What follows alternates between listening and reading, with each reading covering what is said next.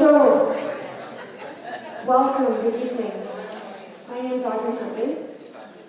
I'm with No More Smiles.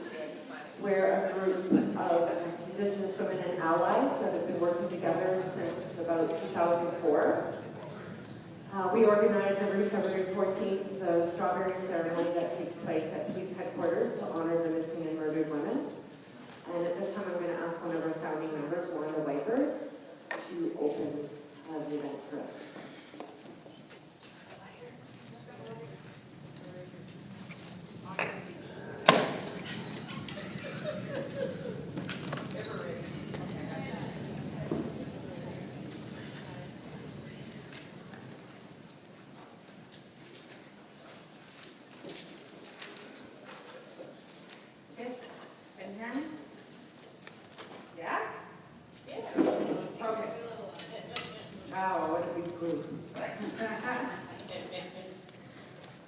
Just take a deep breath. Bonjour. My name is Dancing Star. I come from the Bear Clan. I'm a member of the Mi'kmaq First Nation, and the territory I come from is a little place called Putney, which is about 19 miles outside Antigonish, Nova Scotia. But I'm proud to say that I live and work here in the territories of the Mississaugas of New Credit, with this great meeting place that we call Toronto. So I've been asked by the group to come and honor our ancestors. When we do that, we light a bit of our medicines, because we want to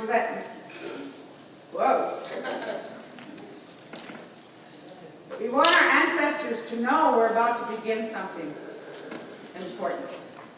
But it also lets us know that we're about to begin something important. And we ask for that clarity of mind to think good things, to see, smell, say, and hear good things, to have good things in our hearts, and to walk in a good way. And so, like I say, the Reader's Digest version is like this. We're gathered here tonight for our women, for our murdered and missing women and their families. And so we say to the Creator, make wetch for this day, make wetch for another breath of life. We ask that the families of those who have women who are missing and who have been murdered, that they find comfort in knowing that we're all here tonight for them. That in our lifetime and in my children's lifetime, and now that I have grandchildren, I can say this, in my grandchildren's lifetime, that we will not forget about our women. Because I teach my daughter and my sons, and they teach their daughters and their sons, of the importance of this movement.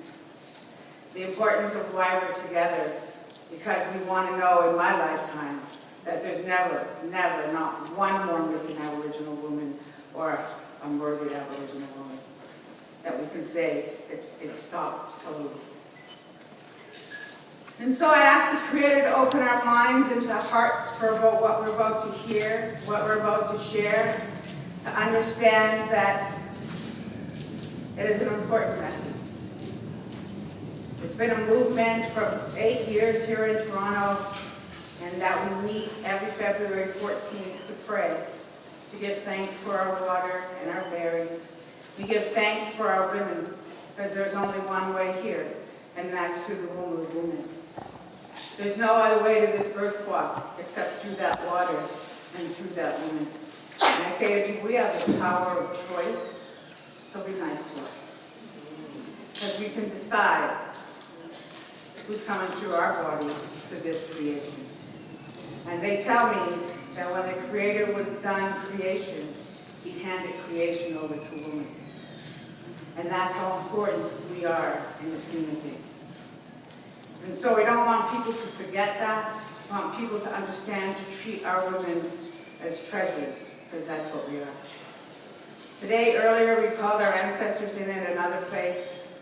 And so we're just going to ask them to come from that place over there on Spadina at First Nations House, to come and join us here at Oise. And it's very important that when we call on our ancestors, is that we need to feed them, and we forgot to do that at the other place. But they were quite comfortable in telling us what we forgot. So we need to feed them, and what that means is we need to make an offering. So if you have tobacco in your pocket, or you have a strawberry in your pocket, or you have a piece of chocolate bar in your pocket when you go out, place a little bit on Mother Earth for your ancestors. Because the elders tell us that we live as long as we live in the hearts of the people. And so our ancestors live forever, even though we may not know their name. So please, when you go out there, offer your tobacco to Mother Earth. Because they taught me that underneath that concrete, well, there's the subway as you get here. But more importantly is our Mother the Earth, our very first mother that needs our love and taking care of us. I said I'd be short and brief and to the point. Have time for a song? Okay. And so with that, we're going to sing the welcoming song here as well that we got over there, because we want them to come from 563 Spadina Crescent over to address 252 Blower Street West. My luck will send them to 252 Blower Street East, and they'll be over there haunting someone's house. So they need to come here with us. Come and dance with us. Come and hear us. Come and help us laugh. Come and wipe our tears. Come, because we need you here. And when we are done speaking tonight, there will be time for you to go back to that place that you call home. So this is the song. There's lots of people out there because I can see you, and I know you know this song. It's the welcome song from the East Coast. So stand up and sing it with me. And girls go, what? Oh, of course you can.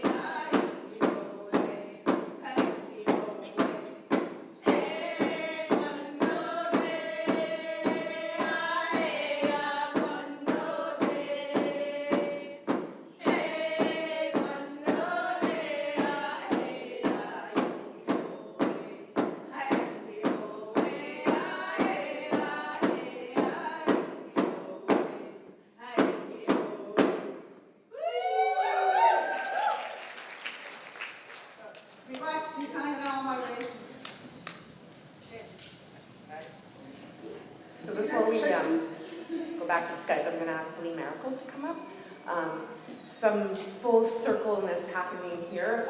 Lee's someone who was among the very first women organizing in Vancouver's downtown east side over 22 years ago.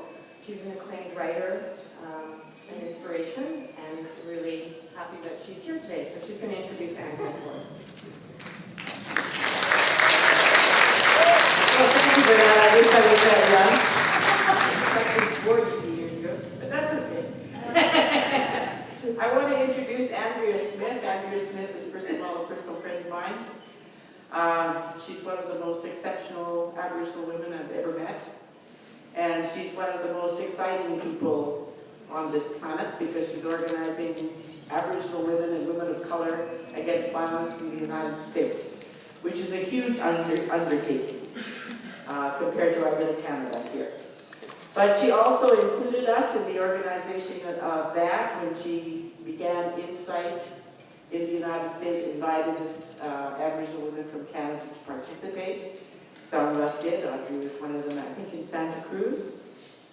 But she also does things in a very interesting way. We were working on a book. It didn't actually pan out, and that's okay. But what I loved about it was that she gathered together the women speakers in the center of the circle, and on the outside she had witnesses. That's the system that our women always used. And first the women talked that were going to be participating in the book, and then our witnesses put their words that they wanted to hear into the work. And I think that methodology, that's the only time I've seen it used, except on the West Coast. And I think we should start using more of our original methodologies because it keeps those in the forefront honest, and it keeps those in the forefront in touch with everybody around them, and it keeps us disciplined. And that, I think, about describes Andrea. She's very disciplined. She's very connected to all of the people that she works with.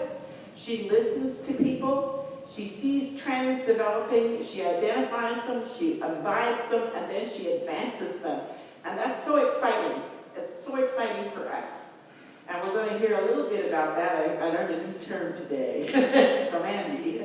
Thank you very much.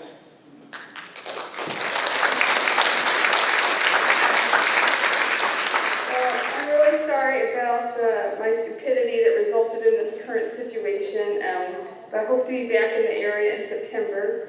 And I wanted to thank Lee for that very wonderful introduction because, of course, Lee is like my total, mentor, the role model, the person that showed that this kind of politics could actually happen when nobody was having these kind of discussions.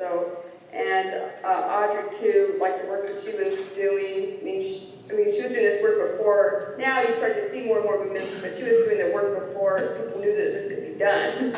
So I just think when you look at the work on ending violence against Native women, that we always have to remember the people who did this work when there was no vocabulary for even doing this work in the first place. So I'm so thankful for all of their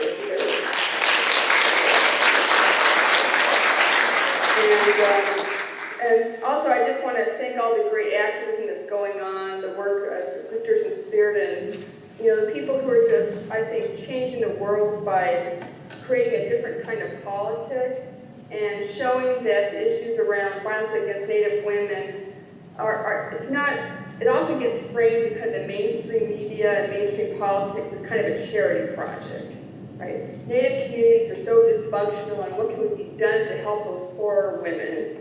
And we're having some great books that'll be coming out soon by Diane Gillian and Audra Simpson. They're doing a great critique of this kind of paradigm, particularly in the wake of residential school abuse we hear about. Instead of looking at this abuse as about colonial violence, it now becomes, Native people, they're so sad, we need to heal them, right?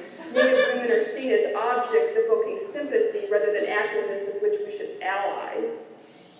So I think as Bridget Tolley was telling us earlier, when groups like Sisters in Spirit refuse to be domesticated by this kind of paradigm, they quickly get defunded, right? Because it becomes clear the threat that they're posing to the system. And I saw similar situations in the United States when the federal government started to complain that any tribal curricula on sexual violence should not use the word colonialism or colonization. Right? It was okay to talk about violence against Native women as long as it's pathologized, as long as Native communities are pathologized. But the minute you put it in the context that this is the result of colonial practices by the state, then the state is no longer interested in helping you out with this issue. So today I was going to talk about what is it about the organizing around violence against Native women that is so subversive to the system.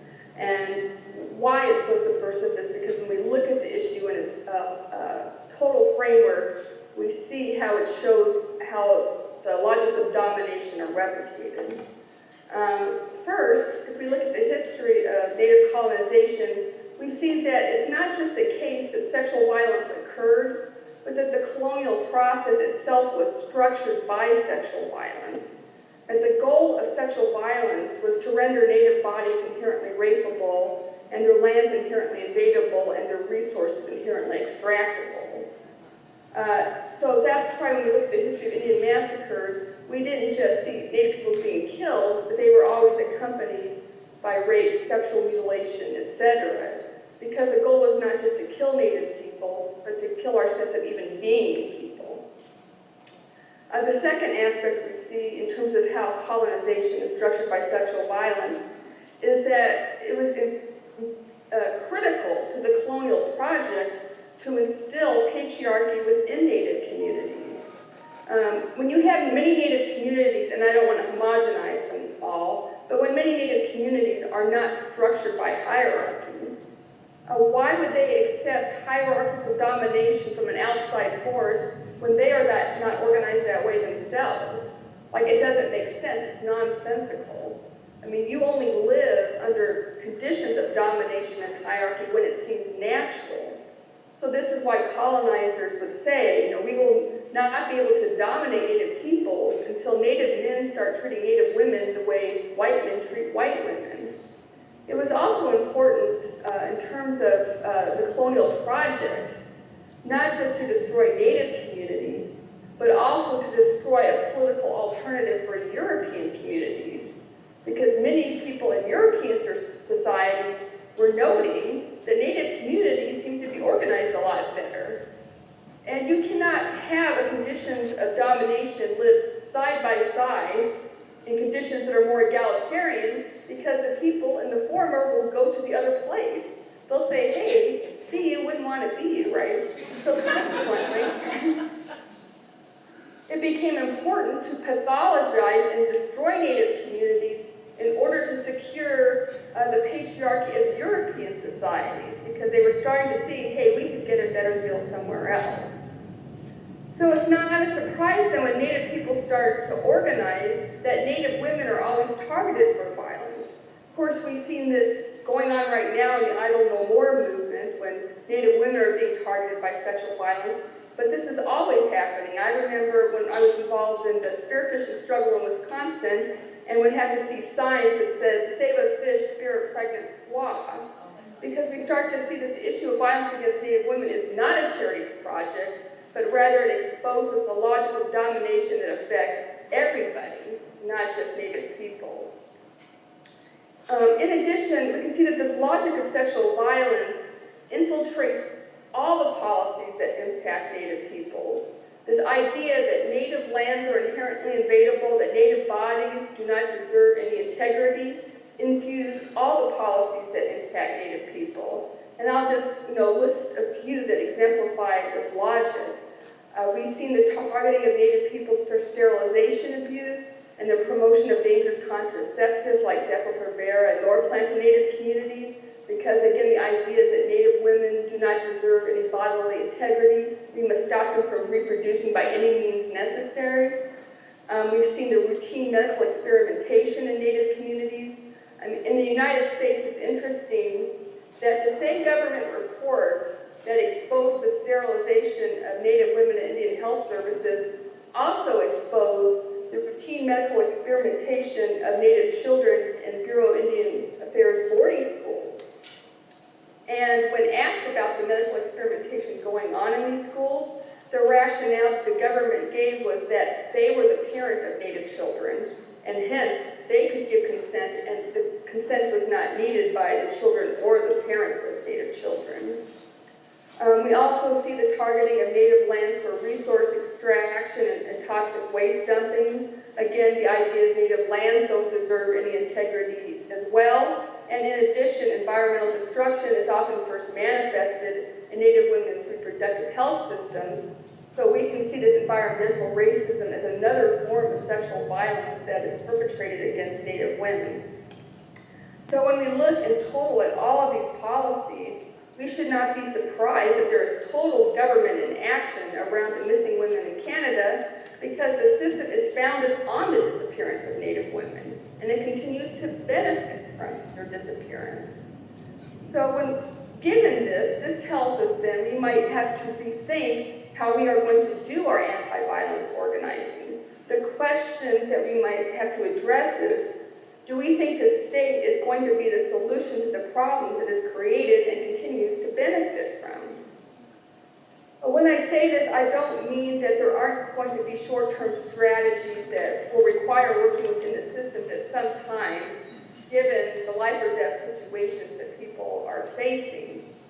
But as we do these short-term strategies, might we rethink them differently in light of a larger vision about how we can actually end violence against Native women. At least in my experience in the United States, and you can tell me if it's true in Canada as well, we saw a huge co-optation of the anti-violence movement by the government. And this is actually recorded by Beth Ritchie's book that came out recently called Arrested Justice. And kind of the story of co-optation goes kind of something like this. People are organizing around violence on a grassroots basis. Do you need shelter? Maybe you can stay in my home. Is there a perpetrator at your work? Maybe we can go harass them and hold them accountable.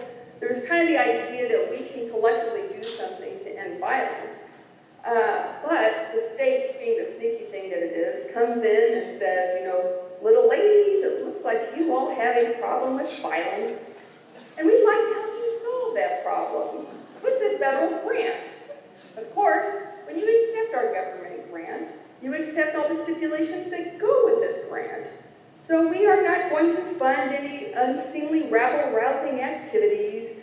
No, the problem is victims are sick and they need healing from somebody with a PhD or an MSW. You can't heal yourself, you need an expert to heal you. And if you're going to do any activism, we want you to work with the criminal justice system by focusing on longer prison sentences and more police involvement, because as it so happens, we are building up the prison industrial complex, and we want to co-opt your feminist rhetoric to support our repressive anti-crime agenda. So pretty soon, you start to see anti-violence programs actually located in police departments. So there was one battered women's shelter in South Dakota that was actually doing background checks on their clients and having them arrested if they had any outstanding warrants, even when most of these outstanding warrants related to their being in an abusive relationship with somebody who was tied to criminal activity, and yet they found themselves going to jail when they were trying to seek help. So in this kind of struggle to get recognition and get state-driven solutions through the criminal justice system, we were so intent on getting mainstream that we didn't even ask ourselves, are these solutions actually working? And when we look at the prison system itself, we can see that prisons don't work to end violence against women. And I could give you a long list of why this is the case, but just to make a long story short, the idea of prisons is about taking people out of society. Well, if somebody's not following the norms of society, doesn't a prison make it less likely you're going to do that by keeping you out of that society? And if we have a problem where there was a few wacko people we needed to lock up, maybe prisons would make sense. But if you have surveys in which half of men say they would rape somebody if they thought they could get away with it, well, you have to lock up half the male population, which is not economically feasible. So consequently, what we fail to see here is that we are told that what we have is a social service problem and a criminal justice problem, but what we actually have is a political organizing problem. We are living under conditions of patriarchal settler colonialism, and we need to change these conditions that make violence inevitable.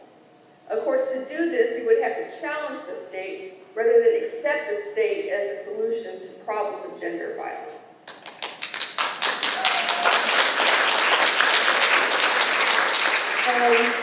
So given that we know the problems, the question is, what do we do next?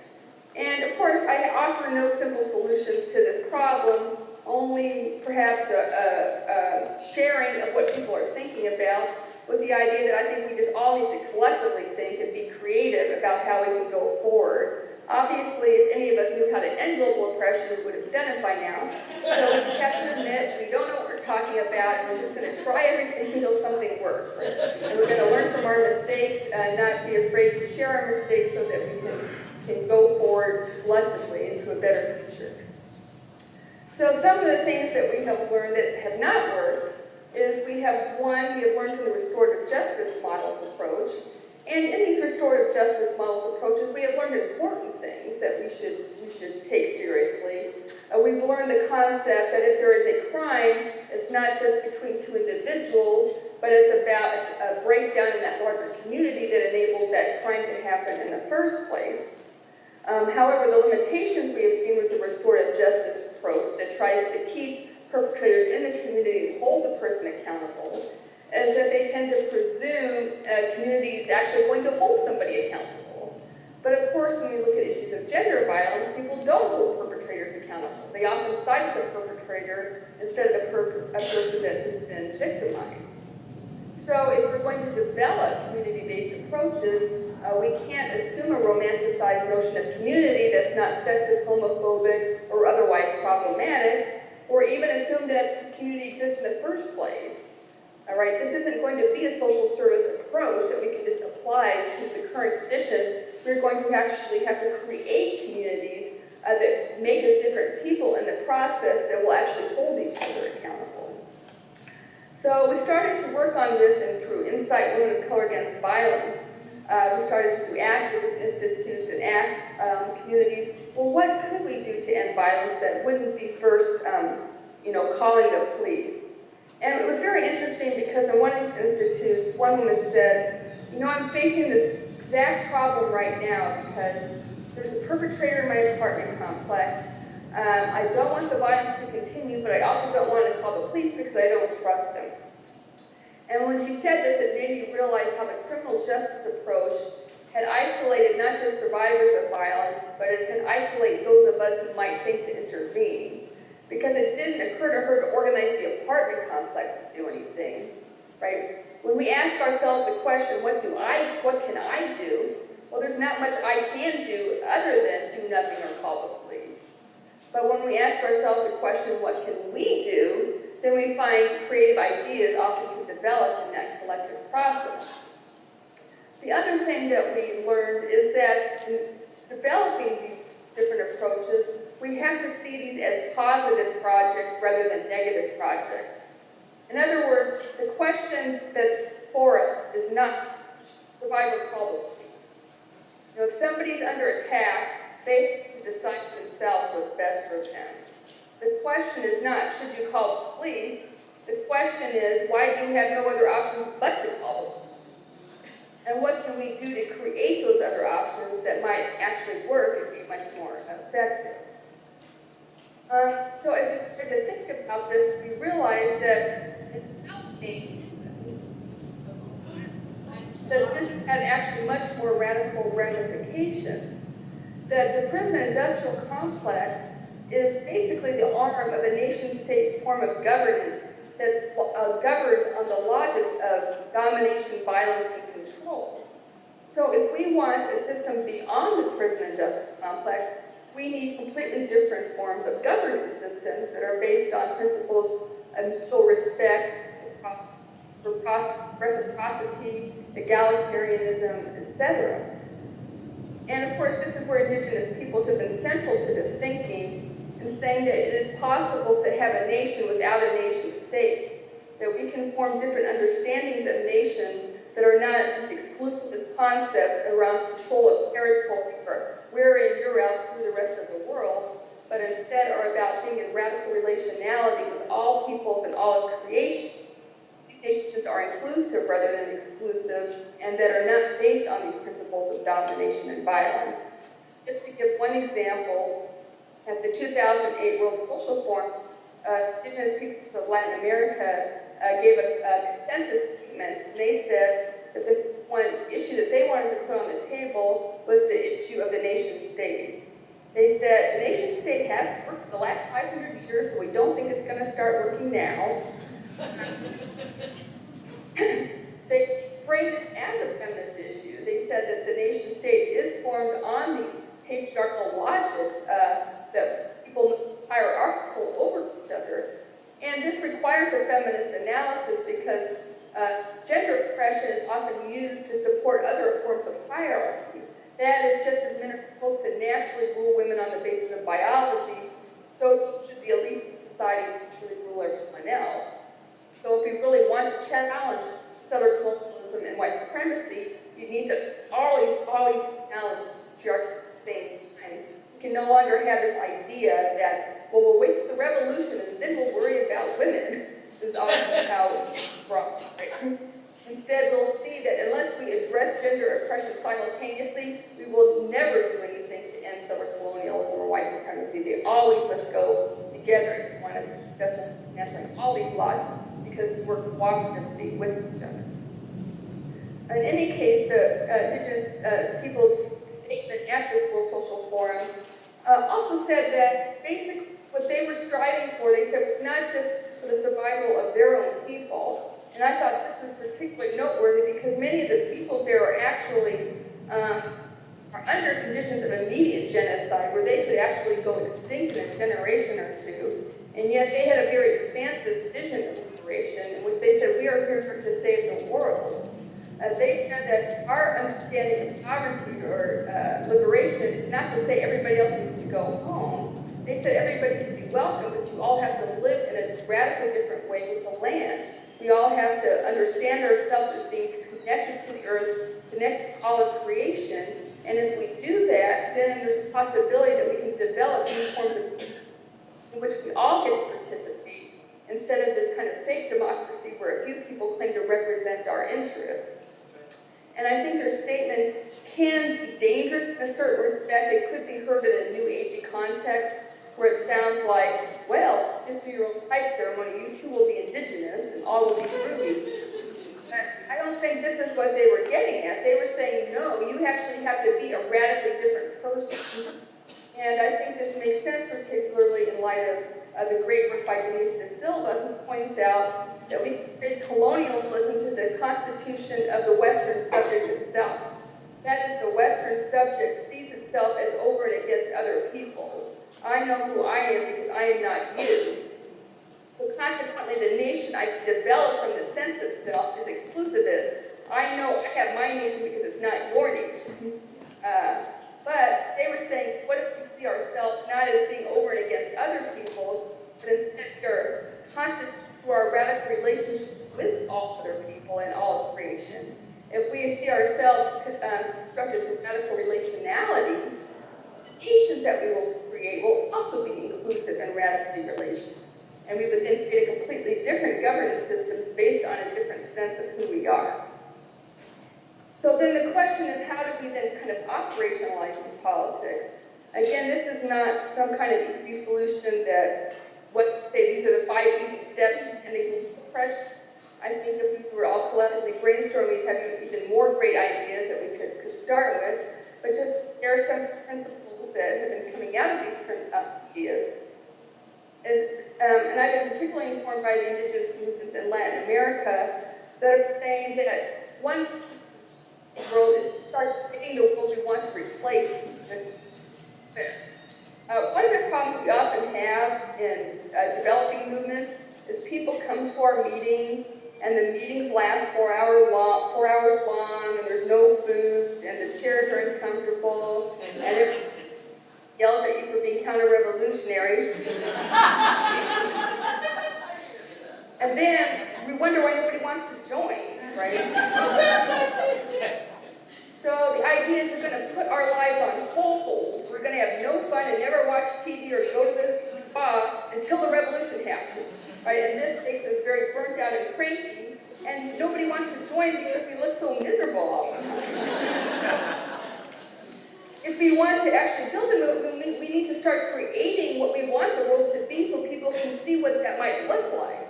We need to build a space that's fun, that's joyous, that's a mirror, that's a gesture towards what we actually want to live in. And then people can see it here and now. Hey, there is another way we can be. I like the way these people are working with each other. This is a different way than the way I'm used to. This is life-giving. It's not like this toxic system. If we continue to work through toxic work environments, we're only replicating the toxicity we're trying to replace. So how do we show the different world that could actually happen And let's start practicing it now instead of waiting for the revolution to occur that is whatever, that never quite happens. So consequently with this, then, I think this will require perhaps different structures for how we might do the organizing. For one thing, we might have to disinvest in the nonprofit industrial complex. I think we heard earlier today about how these funding streams constantly mess up our work. They get money for a little bit and then it gets kind of taken away. Instead, we're going to need to develop independent movements that will refund ourselves. In addition, this starts to enable us to create movements where we're actually accountable to our constituents rather than to foundations or funders who drive the work that we're going to do. I've often found through nonprofits is that it gets very fixated on these short-term goals. Like you get a year-long grant, right? And if you don't succeed, we don't fund you again. So we always look for something flashy that we can have a good photo of. And then even though our year-long plan didn't work, we have to tell everybody it did work and that they should do it. So everybody's doing this plan that never actually works, but nobody will admit it because we won't get funded again. So we end up proliferating a disaster. We can't invest in the longer-term projects that aren't flashy, that just may involve talking to your neighbors one-to-one-to-one. And grassroots organizing isn't glamorous. There isn't a lot of great photo ops attached to it. It's slow, something that you do and you build over time that creates some movement that can actually make change.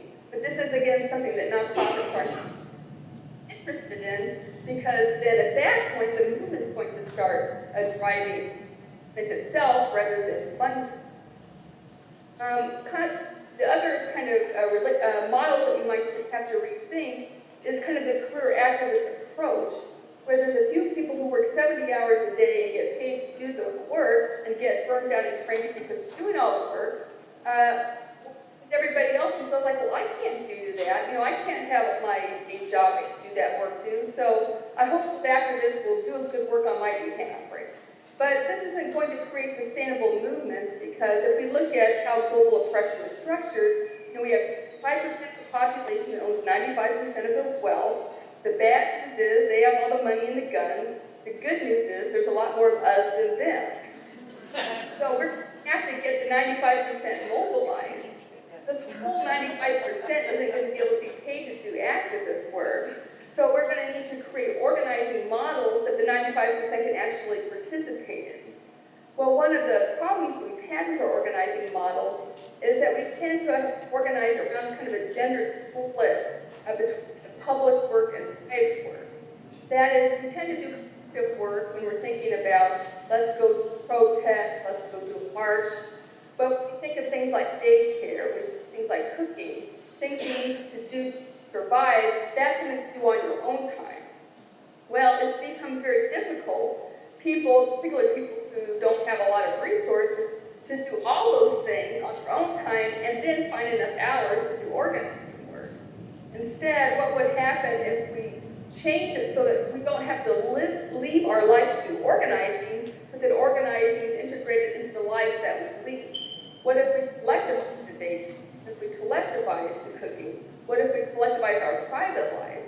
We would find ourselves in not having to do a lot of extra hours, but rather we would be living in a collectively organized way that would be changed based on the way that we're living together. I was one example, the Landis in Brazil was saying, when we cooking, we do the cooking together, and while we're doing that, we educate ourselves about agribusiness.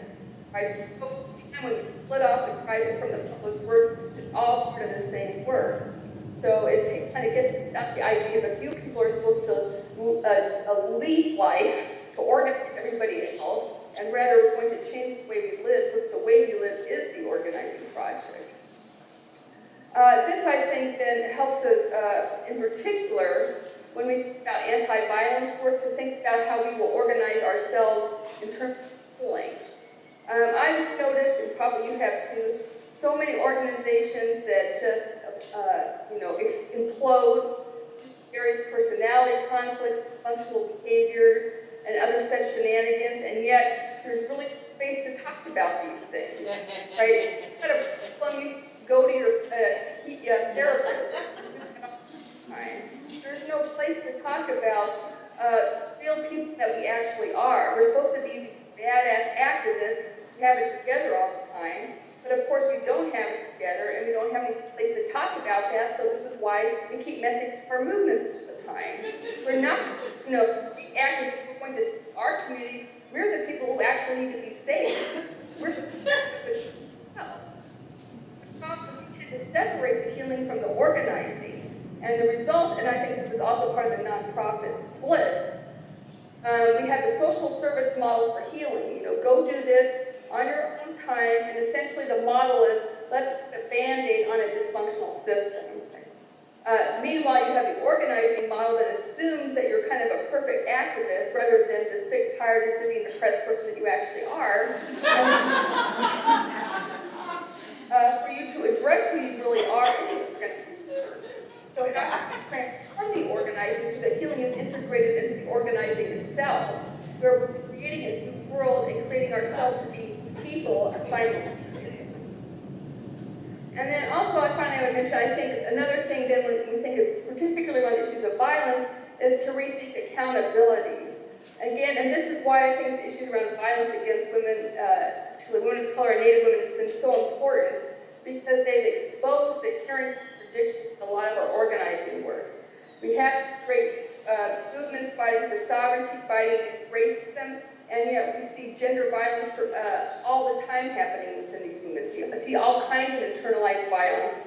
But we're not supposed to talk about that because we don't want to air our dirty laundry.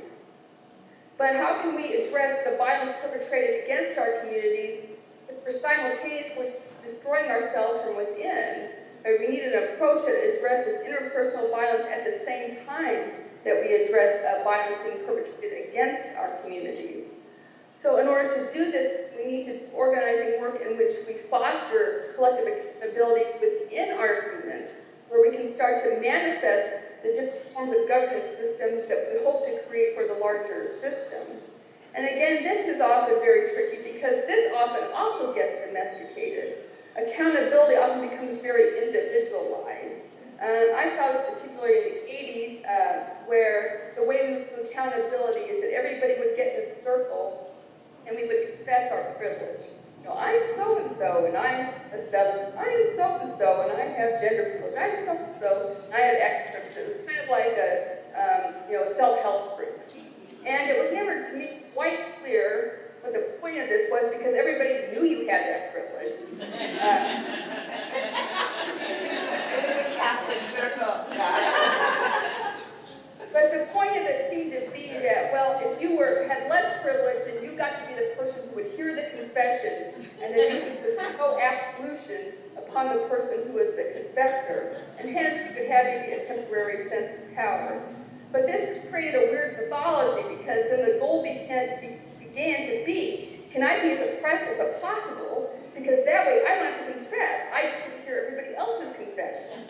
So consequently, people would make up these new oppressions that had never before existed. I may be white, but my friend is a person of color, and I was very oppressed and was played in the sandbox. So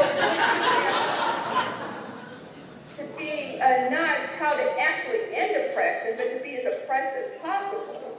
And we started to substitute concession for actual political movement building. So consequently, I think we need to rethink how we look at issues of privilege from an individual level to a collective level.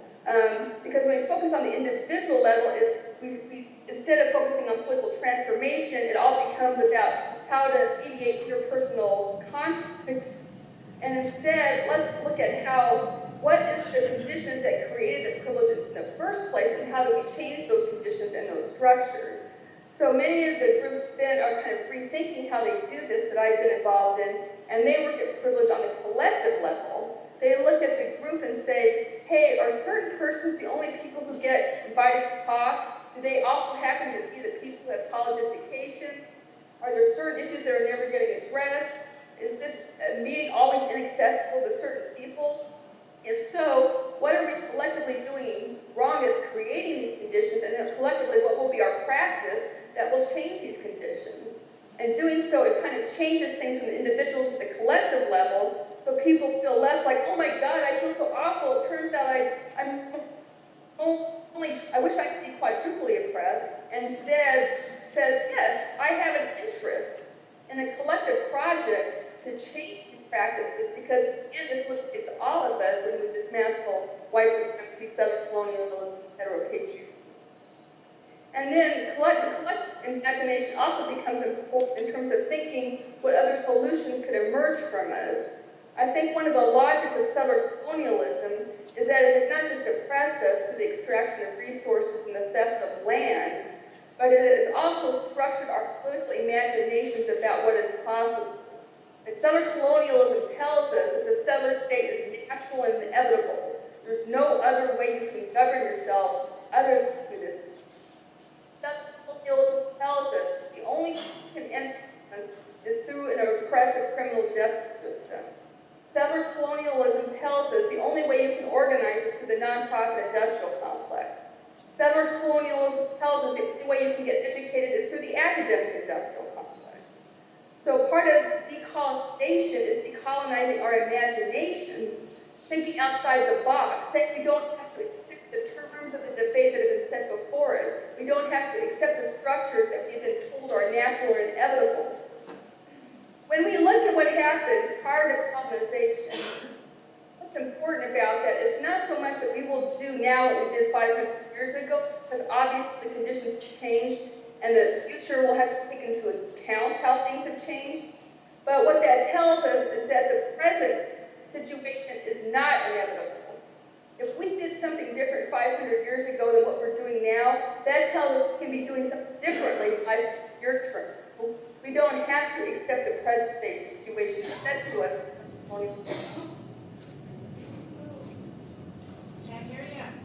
And this can sound very utopic and kind of pie in the sky.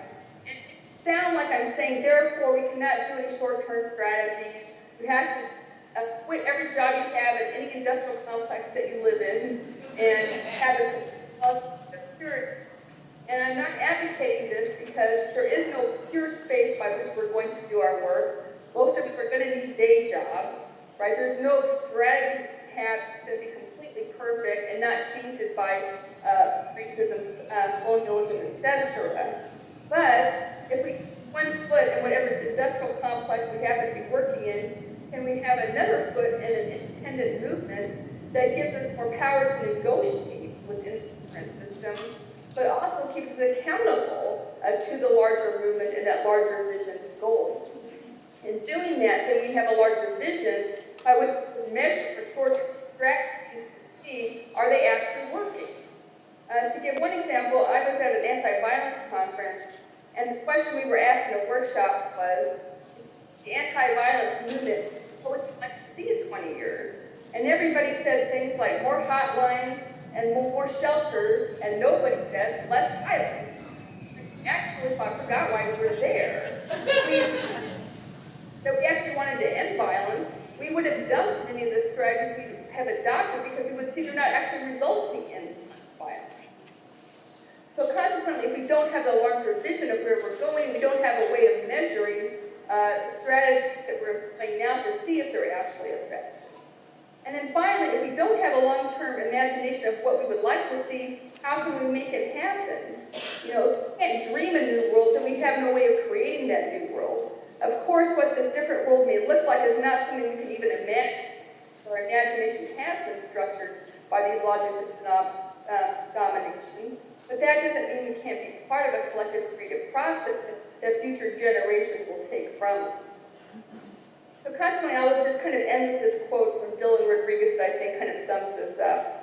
He says, our job is to think the unthinkable, imagine the unimaginable, and make the impossible a reality.